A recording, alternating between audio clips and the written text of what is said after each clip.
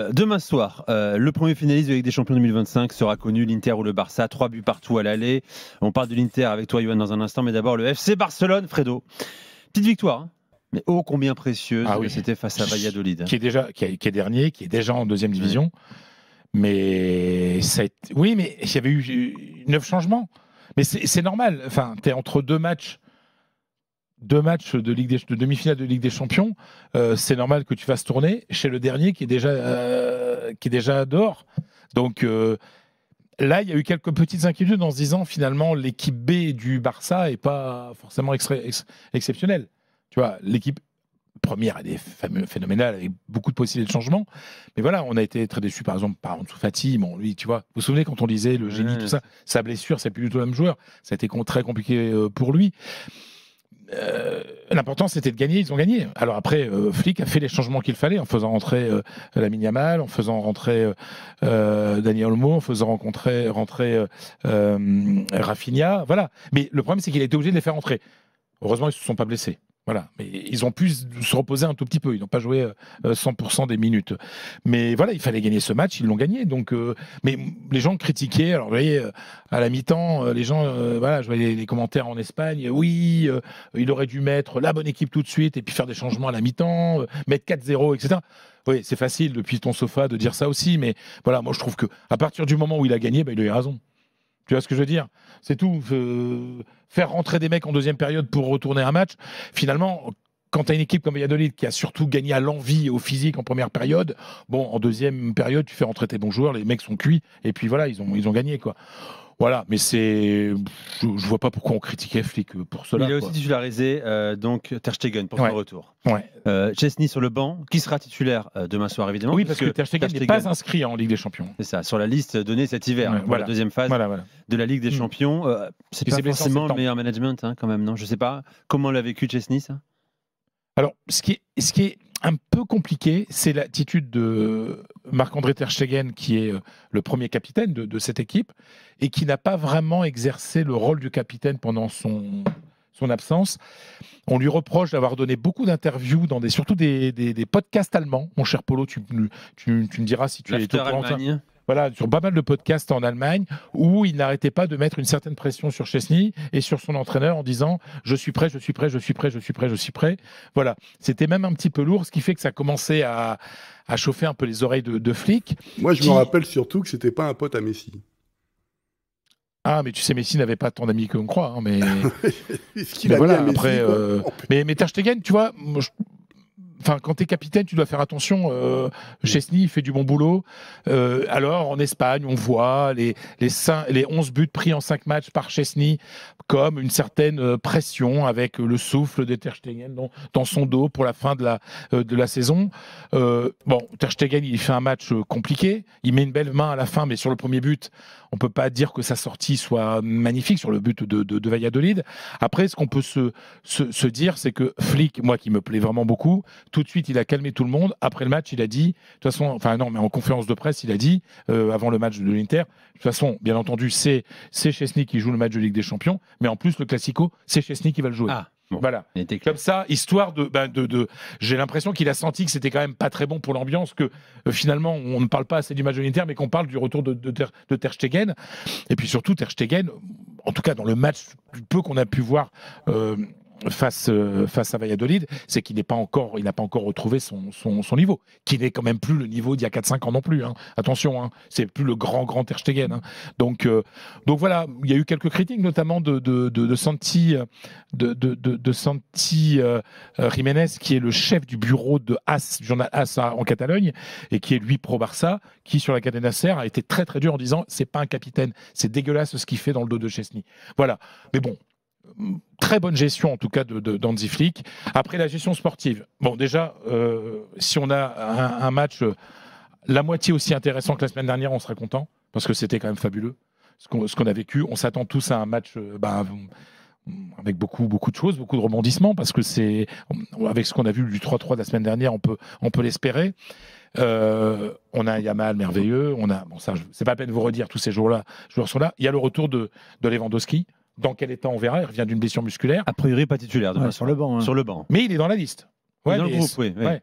Mais sauf que si à 10 minutes de la fin, tu as besoin, t'as Lewandowski pour gratter un but. Tu vois ce que je veux dire? C'est quand même génial de pouvoir jouer un match aussi important avec un Lewandowski, même qui n'a pas 90 minutes dans les jambes. Tu vois ça, je suis désolé, Lewandowski, c'est ce que j'expliquais la semaine dernière. Lewandowski est surtout est bien quand tout va bien dans l'équipe, mais quand ça va pas, quand les ballons n'arrivent pas, Lewandowski t'invente un but avec n'importe quoi. La moindre petite erreur de l'adversaire, il a puni. Donc ça, c'est quand même un retour très important. Le problème, c'est la défense, c'est pas de latéraux. Baldé est blessé, et puis surtout Koundé est blessé. Ouais. Donc, en fait, Hansi Flick pourrait aligner 4 défenseurs centraux pour la ligne de 4, quoi. Avec Eric Garcia à droite et Inigo Martinez à gauche. Voilà, ça c'est vraiment un gros problème. Parce qu'on voit que le Barça prend des buts dernièrement, mais ça c'est quand même un gros problème.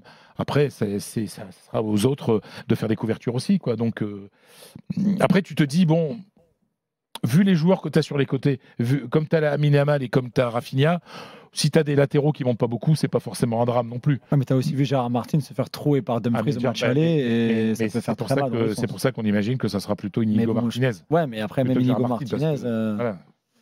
Mais je suis d'accord. Lamine et Rafinha sont très forts, mais les deux pistons de l'Inter, Di Marco et... Non, mais c'est... Avec le ballon, c'est autre chose. Tout est ouvert pour cette rencontre. C'est idiot de dire ça, mais voilà. Quand je t'écoute, il y a un peu d'inquiétude quand même côté FC Barcelone. C'est normal, parce que le résultat, il n'est pas super favorable. Parce que tu n'as pas gagné chez toi. Bon, tu n'as pas perdu non plus, mais tu n'as pas gagné chez toi. Simone Inzaghi a dit tout à l'heure en conférence de presse, évidemment, Yamal sera sous surveillance, bien sûr. On va essayer de le priver de ballon, mais on sait que c'est quasi impossible face à un tel talent. En l'occurrence, c'est Di Marco qui l'avait pris la semaine dernière. Et qui avait quand même souffert, il avait changé au jeu. Très au bout du jeu. Avant même 54e de mémoire. Et c'est lui qui va jouer demain ou... On verra. En fait... Allons sur l'Inter, justement. Ouais, le truc, c'est de quel côté tu choisis de faire pencher la balance. Di Marco, tu sais que quand tu auras le ballon, il sera beaucoup plus dangereux. En plus, ne pas sous-estimer la qualité de coup de pied arrêté de Di Marco, il y en aura. Le Barça est parfois en difficulté sur coup de pied arrêté, on l'a vu lors du match aller. Entre Çalhanoğlu, corner rentrant, corner sortant, et Di Marco, même chose. C'est deux excellents, et coup franc aussi, tireurs de coup de pied arrêté.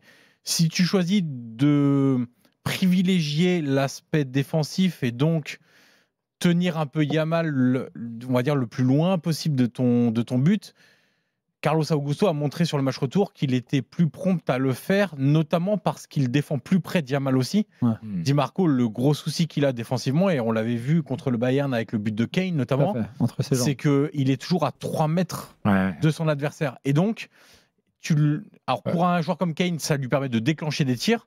Pour un joueur comme Yamal, outre le fait de déclencher des tirs, il entre dans la porte ouverte. C'est surtout que ça lui permet d'accélérer, de prendre de la vitesse, et tout de suite derrière, ça devient plus difficile pour déjà Di Marco et ensuite pour le défenseur central axe gauche qui doit se coltiner aussi.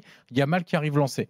Donc on verra. Pour Di Marco, je pense qu'il mettra quand même Di Marco.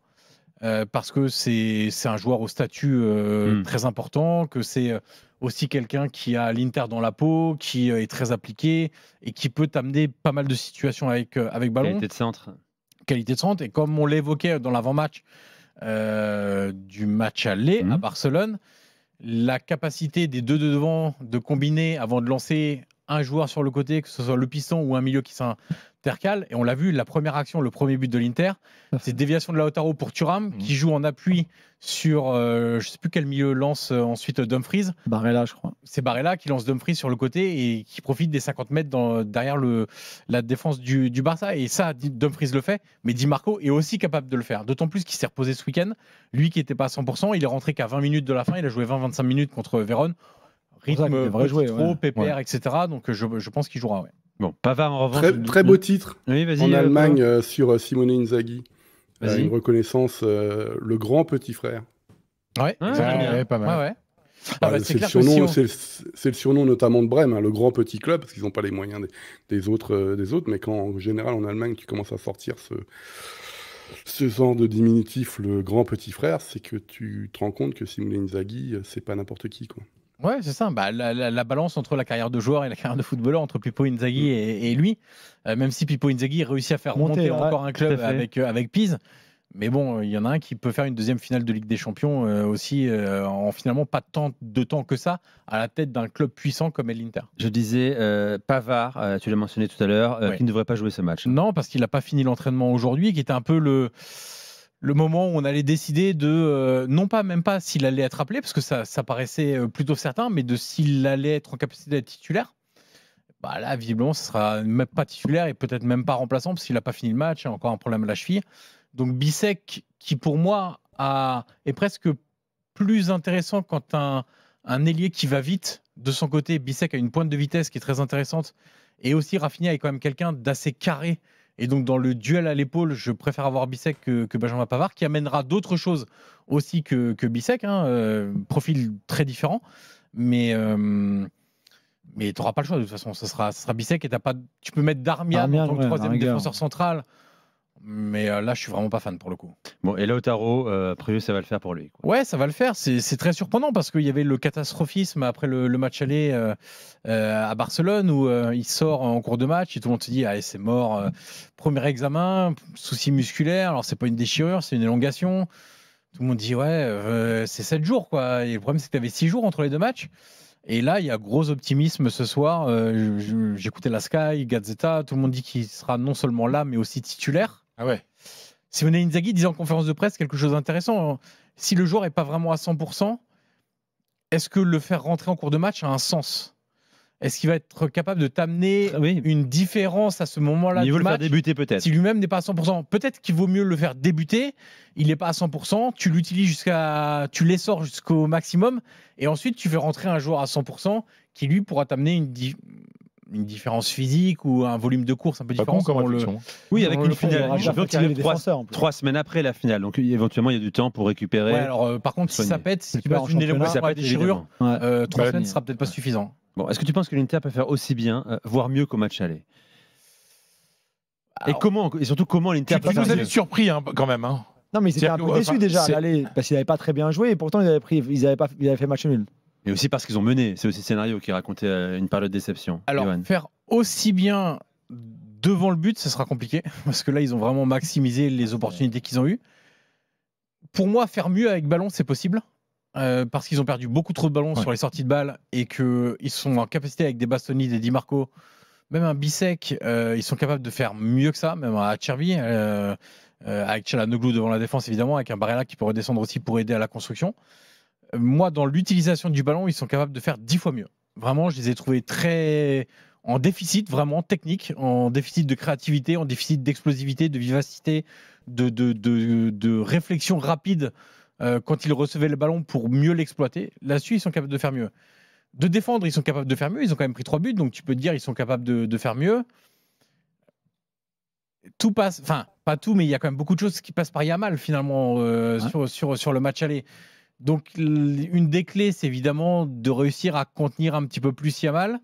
Moi, je pense qu'un truc qui pourrait être fait, je ne suis pas persuadé, c'est plutôt un truc auquel je réfléchissais, mais peut-être intervertir tes 2 milieux relayeurs, c'est-à-dire mettre plutôt Barella sur la gauche, qui est très travailleur et qui peut gêner beaucoup plus Yamal sur une prise à 2 avec Di Marco pour éviter de trop exposer ton défenseur central gauche, et mettre Mkhitaryan sur le côté droit. Parce que Barella a une dimension physique sans ballon qui est plus impressionnante que Mkhitaryan. Il est capable de le faire pendant 90 minutes aussi, contrairement à Mkhitaryan. Donc ça peut être une possibilité. Je ne suis pas persuadé qu'il le tentera. Mais effectivement, faire mieux, oui, tu peux toujours faire mieux. Le souci, c'est quasiment 100% de réalisme. Est-ce que tu pourras le faire ? Mais dans le même temps, là encore, on va parler de balance.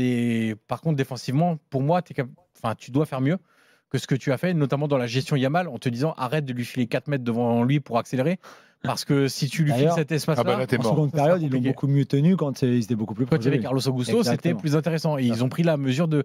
Quand lui a commencé aussi un peu à se fatiguer. Ouais, aussi, bien sûr. Et d'ailleurs, tout le Barça s'est fatigué assez rapidement, et je le disais dans l'après-match, à partir de la 70e, on n'a plus du tout le même Barça. Ouais. Et on trouve que l'Inter est mieux, mais pour moi, c'est pas l'Inter est mieux intrinsèquement, c'est parce que le Barça est moins bien et qu'ils mettent moins de pressing, moins d'intensité, et donc ils ont plus de temps pour ressortir les ballons, plus de temps pour gérer le ballon et les sorties de balles. Donc ça sera aussi une des clés du match. Paulo, quel est le match qui t'intéresse le plus là, entre demain soir et mercredi soir, entre le PSG Arsenal Inter-Barça, évidemment. Pourquoi ? Parce que je reste. Parce que Paulo aime bien l'Inter déjà.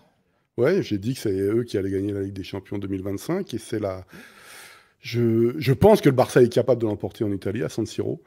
Mais je trouverais dommage que cet Inter-là, qui est une véritable équipe, une véritable machine, je trouve. Non, le machine, c'est pas la bonne explication. Qui est une véritable équipe. Même Thuram se met à mettre des buts fantastiques et l'organisation est assez extraordinaire. Ce serait un modèle pour beaucoup d'entraîneurs de regarder comment ça fonctionne. Maintenant, le talent, malheureusement, j'ai envie de dire, pour l'Inter, il est quand même du côté du Barça assez phénoménal. Il y a un peu le momentum, c'est-à-dire que là, c'est une équipe très âgée, c'est l'équipe la plus âgée de la Ligue des Champions, l'Inter. Tu sais très bien qu'en plus, avec le rachat par Octree, donc un fonds différent de la propriété Suning qui avait décidé de créer une instant team, c'est-à-dire une équipe capable de gagner tout de suite, donc avait beaucoup vieilli l'effectif, avait pris des joueurs d'expérience. Octree part sur une autre base, c'est-à-dire il faut rajeunir l'effectif. Donc il va y avoir aussi abaisser sans doute les coûts de la masse salariale sur des joueurs qui pourraient partir. Ouais, donc c'est le moment, tu veux dire, c'est le moment ou jamais là. Enfin, pas jamais, mais c'est le moment du cycle.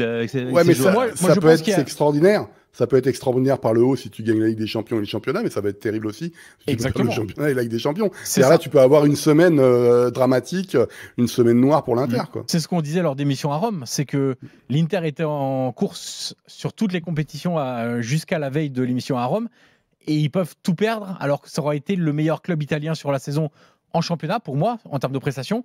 Et en Ligue des Champions, ça fait c'est des questions qu'on se posera pour tous les clubs. Pour le Barça aussi cette semaine. Pour le Barça cette semaine qui peut tout perdre. Enfin, en tout cas, relancer le titre. Pour Arsenal, si Arsenal est éliminé mercredi soir, est-ce qu'on considérera qu'Arsenal a fait une très bonne saison ? Tout à fait. On n'aura pas la réponse pour l'instant.